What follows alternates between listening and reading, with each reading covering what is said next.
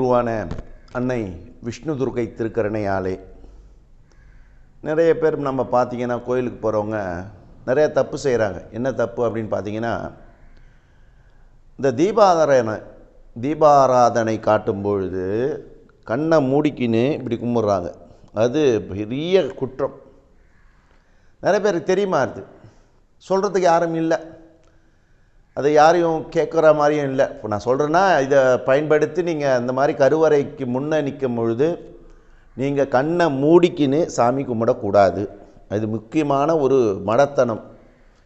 நிறைய பேர் பார்க்குற கண்ணை மூடிக்கின்னு தான் கும்பிட்றாங்க. அப்புறம் ஏன் கோயிலுக்கு போகிறீங்க? நீங்கள் எப்போ கண்ணை மூடிக்கணும் அப்படின்னா, உங்கள் வீட்டில் இருக்கும் போது கண்ணை மூடிக்கணும் கும்பிடும் போது. கோயிலுக்கு போய் கருவறையில் போய் திருவண்ணாமலை கோயிலில் போய் பார்க்குறேன், எல்லாம் கஷ்டப்பட்டு கிட்ட வந்துட்டு கண்ணை மூடிக்கின்னு சுவாமி பார்க்குறாங்க. இந்த கண்ணு மூடி கும்பிட்றது ரொம்ப அபத்தம். சாமிக்கே பிடிக்காது. இவ்வளோ தூரம் லைனில் வந்து திருப்பதியில் கோயிலில் போய் பார்த்தாலும் அப்படி தான் இருக்குது. கிட்ட போனோன்னா சாமி அப்படின்னு கும்பிட்றவங்க. அது ரொம்ப ரொம்ப தப்பு. சொல்கிறதுக்கு ஆள் இல்லை இல்லையா? அதனால் கண்ணை மூடிக்கின்னு கூடிய வரையும் கருவறைக்குள் சென்று கருவறை முன்னாடி நிற்கும் போது கண்ணை திறந்து பார்த்துக்கணும். பார்த்து தான் நீங்கள் கும்பிடணும். கண்ணை மூடின்னு கும்பிட்டிங்கன்னா சாமிக்கு பிடிக்காது. அப்போ கண்ணு தான் உங்களுக்கு பார்க்கும் சக்தி இருக்குது. யூ மஸ்ட் அப்சர்வ் அந்த உருவத்தை, சிவபெருமானையோ முருகப்பெருமானையோ திருப்பதி ஏழுமலையானையோ நீங்கள் பார்க்கும்போதே நிறைய ஃபோட்டோ எடுத்துக்கணும். அகத்தியில் அவ்வளோ கண் திறந்து பார்க்கணும், விசாலமாக பார்க்கணும். அங்கே போய் நீங்கள் கண்ணை மூடிக்கின்னு இப்படி பார்க்கக்கூடாது. இப்போ எப்போ நீங்கள் கண்ணை திறந்து பார்க்குறீங்களோ அப்போது அங்கே இருக்கக்கூடிய ஆற்றல் அனைத்தும் உங்களுக்கு தெரியும். எல்லாத்தையும் பார்க்கணும், நுணுக்கமாக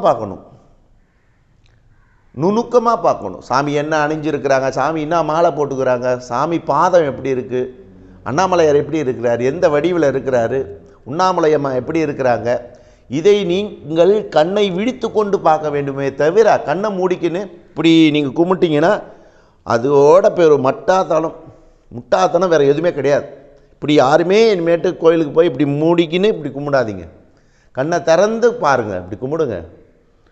அண்ணாமலையாரையோ முருகப்பெருமானையோ திருச்செந்தூர் முருகனையோ பார்த்தீங்கன்னா கண்கொள்ளா காட்சியாக பார்க்கணும். பார்த்து அந்த ஃபோட்டோவை, அந்த நினப்பை அங்கே பார்க்குறத நீங்கள் உள்ளுக்குள்ளே நினச்சிக்கணும். நான் போய் கண்கொள்ளாராக பார்க்கணும், கண்ணால் தரிசிக்கணும். நிறைய பேர் போய் கண்ணை மூடிக்கு நீங்கள் தரிசிக்கும் போது உங்களுக்கு அந்த ஆற்றல் வராது. அதனால தான் கோயிலில் பார்த்தீங்கன்னா பஞ்ச கரணங்களும் வேலை செய்வதற்காக 5 விஷயத்தையும் செய்வான். கோயிலுக்கு போனீங்கன்னா 5 விஷயம் சொல்லுவாங்க. இந்த கண்ணால் பார்க்கணும், காதால் கேட்கணும், நுகரணும், நாக்கால் பேசணும், முருகா அப்படி பார்க்கணும், அண்ணாமலையாரே. இப்போ யாரும் கத்துறதில்ல, யாரும் சொல்கிறதில்ல. ஏற்கனவே ஒரு மாதத்துக்கு முன்னாடி காசிக்கு போயிட்டு வந்தேன். காசிக்கு போகும்போது அங்கே நிறைய பேர் இந்து மக்கள் தான் இருக்கிறாங்க, அதான் இந்தி மக்கள். அவங்கள போய் அரஹர சங்கர சிவசிவ சங்கர அப்படின்னு சொல்கிறேன். அந்த ஒரு 1000 பேர் 2000 பேர் 5000 பேர் அந்த குடோனில் இருக்கிறோம் சொல்கிறேன், எல்லாம் சொல்கிறாங்க. அது ரொம்ப மகிழ்ச்சி எனக்கு. ஆமாம், அரஹர சங்கர சிவசிவ சங்கரன்ற காசியில் போய் காசி ஐயாவை போய் விஸ்வநாதரை போய் பார்க்கும்போது அவ்வளோ கண்கொள்ளா காட்சி. எல்லாம் கண்ணை மூடிக்கின்னு தான் பார்க்குறாங்க. அங்கேயும் போய் பார்த்தாரு. அதனால் கருவறைக்கு முன்னே நின்று கொண்டு நீங்கள் கண்ணை மூடிக்கொண்டு கடவுளை தரிசித்தால் கடவுளுக்கு கோபம் வரும். எப்படி சாமி சொல்கிறீங்க? அங்கே இருக்கிற ஆற்றல் உங்கள் பஞ்சபூதத்துலேயும் போகணும். கண்ணால் பார்க்கணும், காதால் அந்த ஓசையை கேட்கணும், மூக்கால் அந்த வாசனையை முகரணும். இப்போ பஞ்ச கரணங்கள் தான் அந்த 5 கரணமும் உனக்கு வாழ்க்கையில் மேலே போகிறது தடையாக இருக்கும். அதான் வஞ்ச புலனைந்தும் காணாமணி விளக்கே. அந்த விளக்கை காணலுக்கு அந்த 5 புலனும் தடையாக இருக்கும். அதனால தான் மாணிக்கவாசர் சொல்ல வஞ்ச புலனைந்தும் இந்த 5 புலனும் வஞ்சனை செய்யும். அதை நீ டைவெர்ட் பண்ணிட்டீன்னா கண்ணால் குளிர பார்க்கணும். போய் அங்கே போய் நீங்கள் போய் கண்ணை முடிக்கணும். இது வரைக்கும் கருவறைக்கு போய் கண்ணை முடிக்கணும். நீங்கள் சாமி தரிசனம் பண்ணால் உங்களுக்கு எப்படி நல்லது நடக்கும்? நல்லா யோசிச்சு பாருங்கள், நல்லது நடக்குமா? கண்கொள்ளா காட்சி பார்க்க தான் போகிறோம், அங்கே போய் கண்ணை மூடிக்கின்னு அப்படியே கும்பிட்டாலாம் சரி வராது. அதனால் இந்த கண்ணை மூடிக்கின்னு கும்பிட்றது இனி யாரும் செய்யக்கூடாது அப்படின்னு சொல்கிறேன். ஏன் புரிஞ்சுங்க, கண்ணால் நீங்கள் பார்க்க பார்க்க தான் உங்களுக்கு அந்த அங்கே இருக்கிற சக்தி கண்ணுக்கு வரும், அங்கே கேட்குற சத்தம் காதில் ஒலிக்கும். அதுதான் ஓசை ஒளியலாம் ஆனாய் நீயே, உலகுக்கு ஒருவனாய் நின்றாய் நீயே. ஓசை ஒளி, ஏனை வரும் பின்னே மணி ஓசை வரும் முன்னே.